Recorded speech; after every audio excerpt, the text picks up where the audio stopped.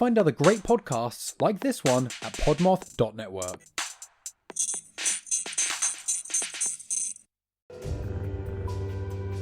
If tales of ghostly hauntings, Bigfoot encounters, extraterrestrial interactions, and cosmic awakenings are your cup of tea, then join me, Eric Szilagyi, host of Uncomfortable Podcast, every Tuesday at 10 a.m.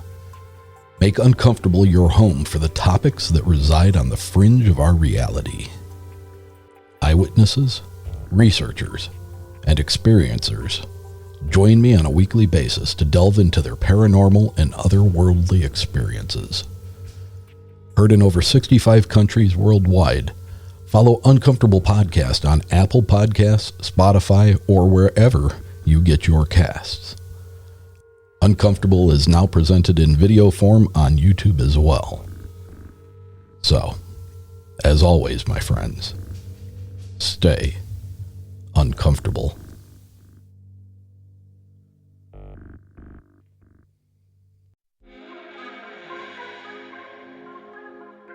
Hey, what's up, you guys? I'm Catherine. And I'm Haley. And we are Saturdays Are for the Ghouls, A podcast on the Podmoth Network. We cover all things spooky, like horror movies, true crime, the supernatural, and spooky stories. In the most chaotic way possible. So join your favorite ghoul friends every Saturday wherever you listen to podcasts. And become a spooky babe. So spooky babes, we'll see you In your nightmares. Welcome to the Brutal, Bizarre, and Boozy podcast. I'm Deklan, the son. And I'm Jane, the mom. This is the podcast where we talk about brutal crimes, bizarre occurrences, and get you drunk with cocktails themed around one of our stories. To lighten things up, we'd like to end our time with a chaser. Please keep in mind some of our stories might be upsetting to young or sensitive ears. We love hearing from our listeners, so feel free to contact us by email or social media. You can find our contact info in the show notes for this episode. If you'd like to support us through Patreon, you can find us there at Brutal, Bizarre, and Boozy Podcast, or use the link in our show notes. Welcome back, everybody. Thanks for checking us out once again and joining us for another Brutal, Bizarre, and Boozy podcast. What story do you have for us today, Mom? My story today is about a former NFL quarterback named Steve Air McNair. Who did you think it was going to be? Aaron Rodgers. Oh. No, not Aaron Rodgers. Rodriguez. What the hell was Aaron- his name? Yeah, I know Aaron- who you're no. talking about. No, it wasn't Yeah, him. the Not Dallas him. guy. Okay. That story Nope. is messed up. Yeah. No, mine is Uh, about Steve McNair. Okay. My story today is the Circleville letters. Circleville letters. Oh, I think I know this. Super weird. Weird. Yeah. Okay. I'm excited go to hear you with- tell me. Yes, it's a very interesting story. But to go with my story, I have the full circle cocktail. Lovely. To make this cocktail, it is 1 2/3 ounce gin, 1.5 ounce of pomegranate juice, and 2 ounces of pineapple juice. Shake all ingredients in a chilled shaker and strain into a glass. Okay. Let's give it a try. All right. Get my glass here. That's That pretty is lovely. good. Yeah. Yeah. Yeah, it's pretty good. I like the fruit juices in it. Yeah, the pomegranate gives it like a little tang. Right. A little tartness, Yeah, it's but pretty good. sweetness from the pineapple. I like it. I think that would be even better with some like whiskey in it. But that's just because I love whiskey. I agree with you. Same. If given a choice over whiskey or gin, I'm gonna pick whiskey. Yeah, but the gin has like Specifically bourbon. a little bit floral, brings Yeah. like a floral note to it. It does. It gives it that unique gin flavor. Medicine taste. Kind of, yeah. But it's not terrible. very strong. I think it's pretty good. Yeah, I would order it again.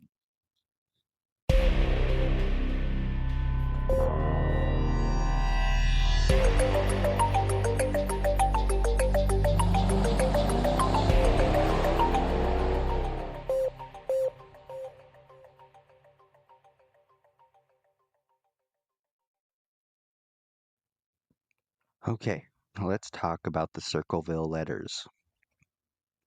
Let's go. Circleville is a small town of about 14,000 residents, about 25 miles south of Columbus, Ohio.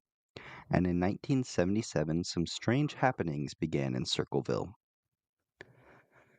Mary Gillespie was a school bus driver in town and was loved by most she knew. One day after work, Mary stopped by her mailbox to collect her mail and found a letter with no return address but was postmarked from Columbus. Okay. Oh, hang on, I get hair in my eyeball or something. Okay. You said this was in the 70s? 77, same Okay. year as my story last week, which Oh, is just a coincidence. odd. So she opened the letter and immediately felt her stomach flip. The strange letter read, Miss Gillespie, stay away from Massey. Don't lie when questioned about meeting him. I know where you live. I've been observing your house, and I know you have children. This is no joke. Please take it serious. Everyone concerned has been notified, and everything will be over soon. Very ominous and creepy letter. I hate it. I hate Yes, it I so would not like much. getting this. No. I don't know that I would ever get the mail again. Yeah. So you might be asking, who is Massey? Yes. Well, Massey is her boss and superintendent of the school system she drove the bus for, and the two had been having an affair. Ooh. Oops. Both Massey and Mary were married. Okay. Massey decided not to do anything since she had no idea who wrote the letter. Massey? Wait. Gillespie? Mary, sorry. Mary. Mary. Mary. Okay. Sorry. I got confused.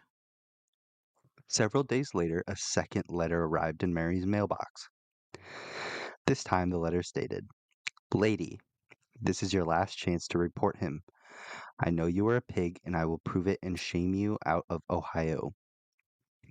A pig sneaks Oh. around and meets other women's husbands behind their backs only, causes families, homes, and marriages to suffer. You are such a pig, and I will prove it. Why doesn't he come to your rescue, or has he too much to lose?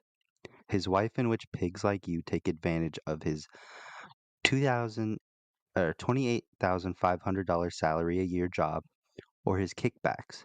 How's your little girl? Will she grow up to be just like you? Okay. First, I again hate it, but Yeah. of course I'm thinking it's the wife. I have to mean, go there. I feel like It's if it was the wife, she would just because the letter's basically wanting him to out Massey at the school board, kind well, of like get him fired. So I feel like if it was Mary, she would just or Massey's wife, the she would just yeah, do that. but then she can't play the victim as much.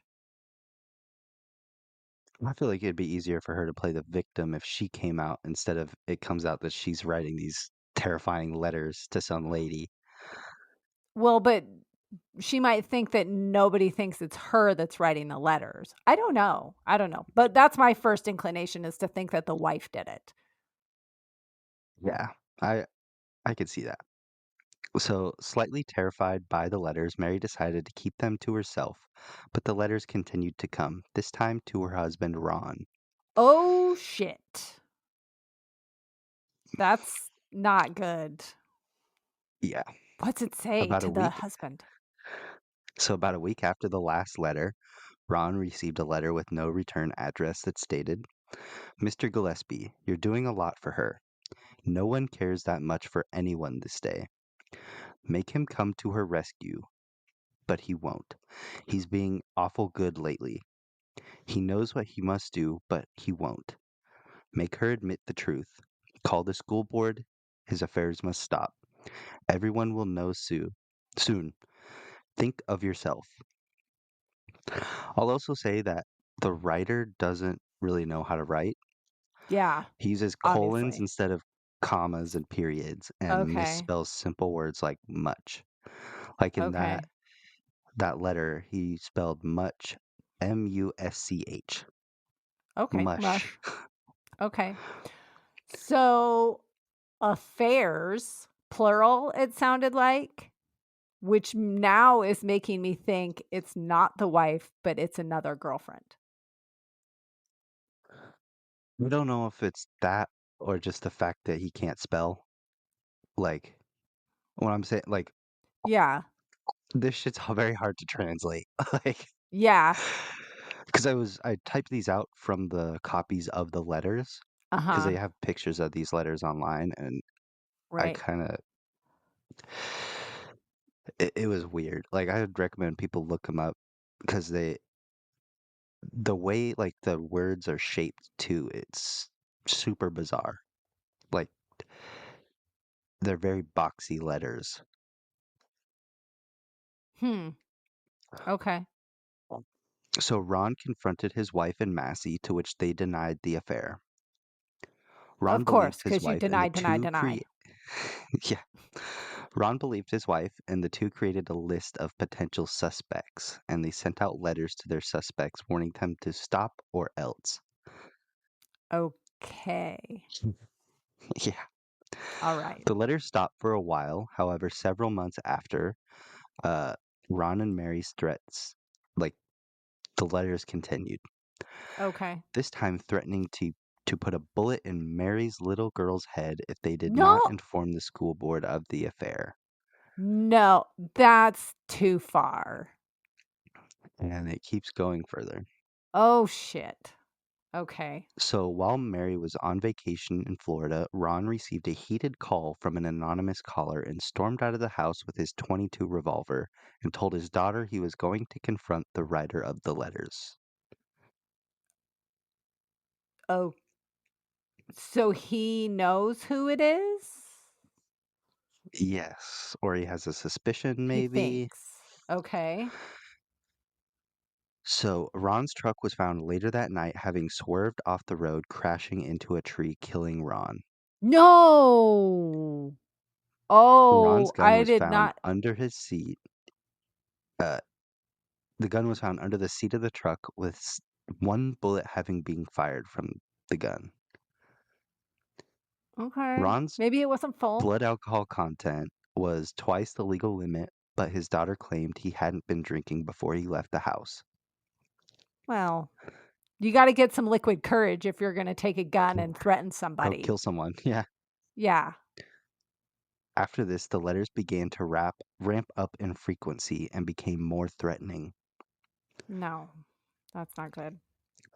While Massey and Mary were the prime targets of the letters, soon everyone in town began receiving letters airing out their dirty laundry. Oh, really? So it wasn't just them, everyone was getting letters, like Oh, calling the somebody knows sheriff the a dirty dirt. cop. Like, yeah, Okay, it's the hairdresser it because was, hairdressers get to know all the dirt on everybody. it was like everything from like laundering money, like there was even like Wow. someone got called. I think it was one of the prosecutors got called out for getting a teacher pregnant and having her killed. Like, Oh my God. yeah. Holy crap. So, Now, are all these accusations true? Like, we know Mary and Massey were true. so They were having an affair, right? it, there was like because if you receive these letter and it is true, who are you gonna tell? If it's like dirt Right. on you, you're not gonna come out and be like, "Hey, I got this creepy letter that's completely true that I got a teacher Right. pregnant and killed her." Like, Yeah. so it's hard to validify if these are Okay. actually true, but Okay. so Mary received another letter on the back of a postcard reading, "Just tell your daughter we are going to post some signs about her next year at the bus stops. Since you've caused this by what you've done to Miss Massey and all knows it. How will Oh, you face her? But your type has no consequences, or you wouldn't have hurt Miss Massey behind her back." And just as the letter suggests, signs started popping up at bus stops around town claiming Mary's daughter was having equal relations with Mr. Massey as well. And she was a teenager. Oh, no. Yeah. Mary saw this and approached the sign and saw it was attached to a box, so she took the whole thing with her to investigate it at home. Okay. Don't say it was a bomb. She Was it a pried, bomb? she pried open the box and found the sign was rigged with a string to a loaded pistol that would have gone off if she removed the sign from the box. No. Yeah, What? super weird. She brought this to the Okay. police, and it was determined that the pistol belonged to Ron's former brother-in-law, Paul Freshour. Oh, Paul, okay. Paul claimed his pistol was stolen from him several weeks ago, but police Okay. interrogated Ron and made him copy the letters as they were read aloud to him and determined that he was the Circleville letter writer. Okay. Paul was subsequently arrested and charged with attempted murder and sentenced to 7 to 25 years. Several weeks after Paul's incarceration, the letters started up again with the same Columbus postmark. But Paul Okay. was not locked up in Columbus, so this is a little strange. Okay. Well, maybe he could write the letters and send them to somebody else who then takes them to Columbus and pops them in the mail. As the letters continued, the prison placed Paul in solitary confinement and restricted his mail services, like Okay. not allowing to have Smart. pen, paper, or anything.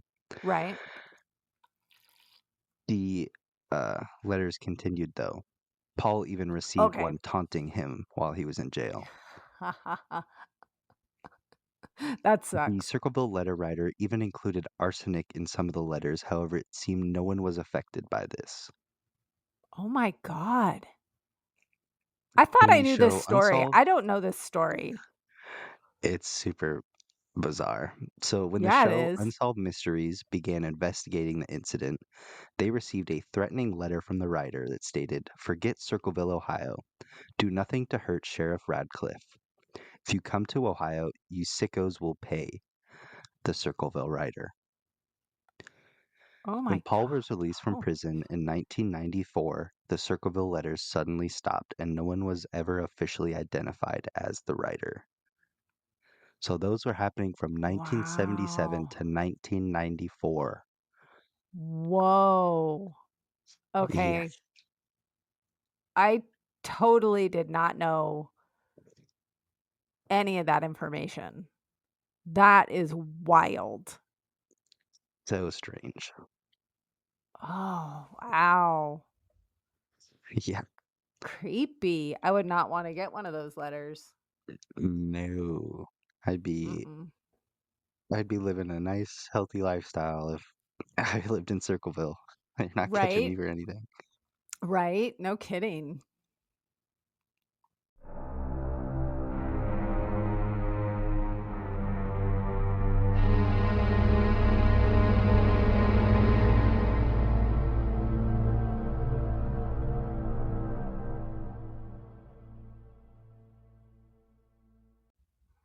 Are you ready for my football story? Yes, let's hear about your football story. Okay, it's not really about football, but Steve McNair was born February 14th, 1973, in Mount Olive, Mississippi, and he had 4 brothers. He was an active kid and was involved in many sports, playing football, baseball, basketball, and running track. He was especially skilled at football and led his team to the state championships in his junior year. He played free safety and quarterback in high school and later in his football career focused on playing quarterback. During high school, he was given the name Air McNair, which stuck through the rest of his life. After high school, he played college football for Alcorn State University in Mississippi. He played really well in college and was given the Walter Payton Award as an outstanding player in 1994. Steve was drafted to the NFL in 1995, being selected as the 3rd overall pick by the Houston Oilers. He became the team's starting quarterback in 1997. When the Oilers moved to Tennessee and became the Tennessee Titans, Steve remained the quarterback until 2005. Then he was traded to the Baltimore Ravens, where he continued to play as quarterback for 2 years until he retired in 2008. Steve met his future wife, Michelle, at Alcorn University, and the couple were married in 1997. The couple had 2 sons, and Steve had had 2 other sons previous to marrying Michelle. In 2009, Steve began having an affair with a 19-year-old woman named Sahel Jenni Kazemi. I probably did not say her first name correctly, and if I didn't, I apologize, but I believe she went by Jenni more than her first name. At the time they met, Jenni was a waitress at a local restaurant, and that restaurant was frequented by a lot of the Tennessee Titan players. In the beginning, things went well. Steve and Jenni took several trips together and spent a lot of time with each other. For her 20th birthday, Steve co-signed to buy her a Cadillac Escalade, which is not a bad car to be basically given. At your 20th birthday, could you imagine? I'm sorry I didn't buy you an Escalade for your birthday. That's all Although right. I don't think forgive he outright bought it for her. I think he just co-signed and she was making payments, but still nice to have a rich benefactor who's like, yeah, I'll co-sign a loan for you for a Cadillac Escalade. Those payments can't be cheap. That's an expensive car.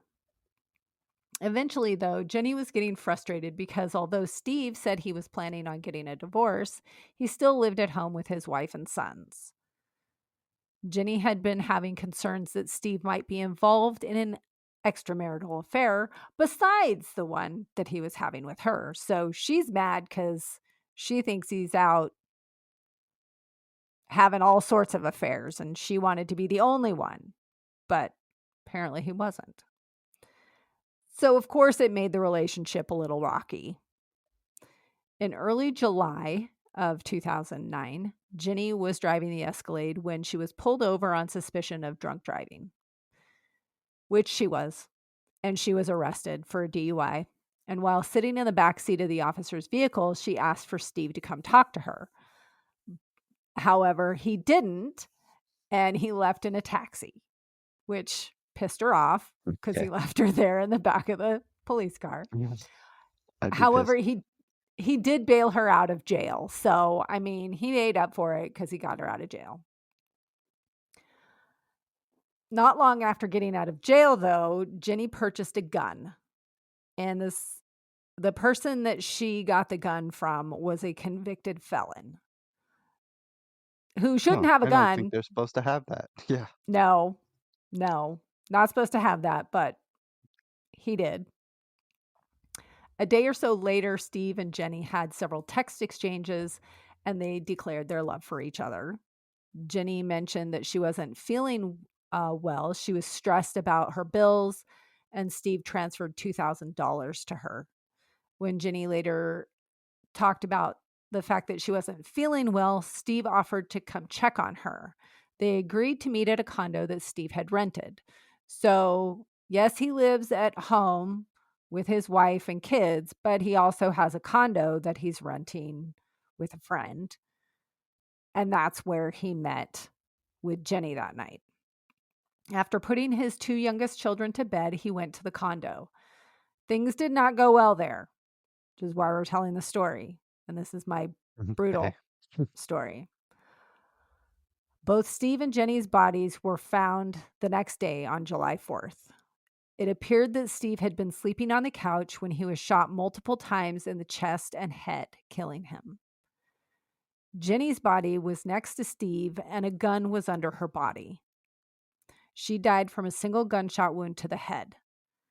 Forensic evidence showed traces of gunpowder residue on Jenni's hand. The incident was ruled a murder-suicide, with Jenni being the shooter. Of course, there are those that disagree with that ruling.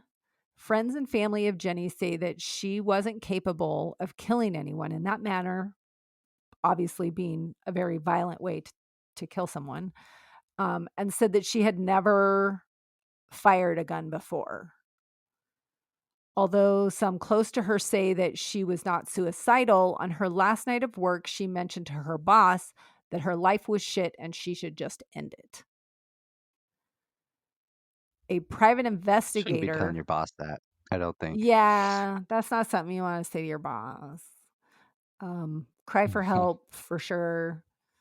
A private investigator looking into the case has requested it be reopened and other suspects be questioned, but that hasn't led anywhere. And the case remains closed and listed as a murder-suicide. There is a documentary on Netflix about this case, but it doesn't have a whole lot of information about the case. It talks a lot about the his football career, through high school and college and the NFL and stuff. But there are definitely people who think that it should not be listed as a murder-suicide and should be looked into further, but without any other evidence, police aren't going to reopen it. So the private investigator that has asked for it to be reopened, they were like, yeah, we're not doing it. So that's it. Who knows? Who knows? Yeah, That's hate those endings. kind of a short one, but not a lot of details.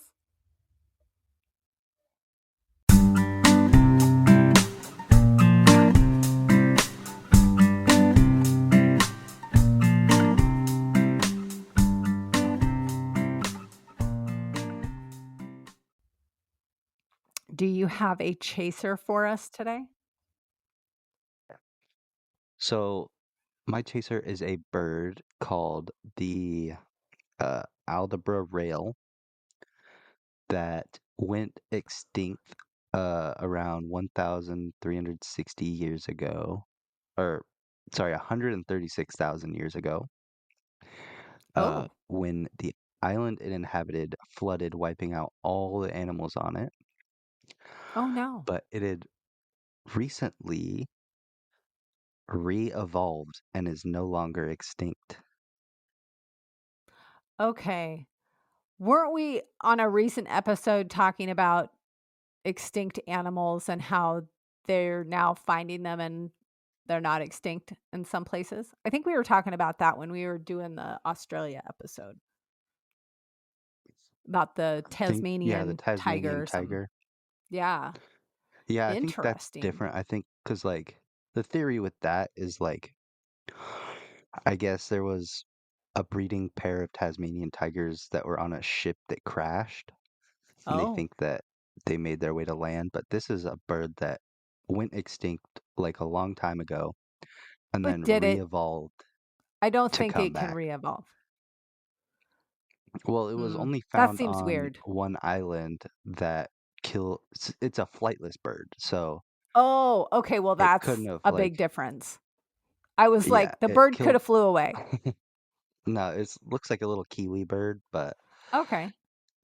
yeah, it's been Interesting. discovered to have recently re-evolved and is no longer extinct. So that's very interesting, Weird. I think.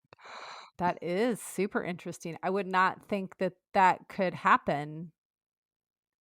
I mean, Well, like, I evolution, guess it seems like it would be a evolution slightly is different pretty, bird. well, like, if it, so evolution is like very specific requirements to make an animal what it is. Like, Yeah. so I guess if it has the same requirements and the ancestor is still alive, it could probably, like, natural selection would make it re-evolve into what it Oh, yeah. needed it to Okay. be, I guess. Okay. I'm not Interesting. great at genealogy and We're not a archaeology or whatever we're that we're not is. a genetic evolutionist. That's super No. interesting. I'm gonna have to look into that Yeah. more. What is your chaser? My chaser is a watch recommendation for the movie Unstoppable. I believe it's on Okay. Prime. And I'm sticking with the sports theme today, apparently. It's about a guy who was born with one leg, only one leg, and he becomes a wrestler in high school. He's a state champion wrestler and goes to college and becomes a championship wrestler in college against all odds of being in a sport like that, yet he ends up being a massive. It's a true story. I wish I could remember the guy's name. I wish I wrote it down, but of course I didn't because I was being short-sighted and I was like, oh, I got to recommend this, and then forgot. But definitely watch it. It's a good story. It's a true story, and it's super interesting. That sounds interesting. Yeah, it's I cool. mean, I guess if you were to have one leg for any sport, wrestling might be strategic. Probably one 'cause a of the lot better ones. Yeah. Yeah, can't. It's harder to shoot on your legs, maybe, but then you'd be easier to topple over. I don't know. That's Yeah. interesting. I looked up some information about the movie after I watched it, and it said that the wrestling scenes, the actual real guy that the story is about, he did the wrestling scenes. Oh, that's And cool. they CGI'd his face over the actor's face so that it looked right. Because That's interesting. it's a cool story. It made me cry because it's like so endearing and amazing to overcome an obstacle like that and just be like, no, I'm going to be amazing. And so very cool story though. Yeah, I'm gonna have to check that movie out. I think Dad recommended that to me. I just hadn't gotten around to watching it.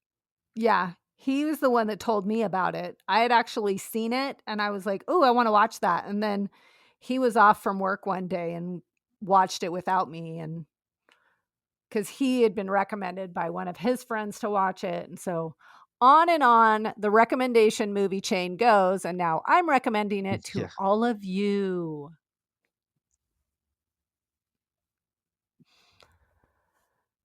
But I think that wraps us up for today. Yeah, Do you have just a quick anything little else? episode. Yeah, we both Nah, I had don't think so. kind of short stories. So Yeah. Well, thanks for joining us again, everybody. It's always good to chat with you. Love you, Mom. love you too, bud. Bye. Bye. Hey, friends. Thank you for supporting our podcast. Please share our show with your brutal and bizarre friends. Give us a boozy follow on your favorite podcast platform. If you're feeling extra generous, we'd appreciate a 5-star rating or review as well. But maybe do that sober so all the letters are in the right place. You can find all our contact information in the show notes. We love hearing from you, and if you're interested in helping us stock the bar for our future boozy episodes, you can find our Patreon link in the show notes as well.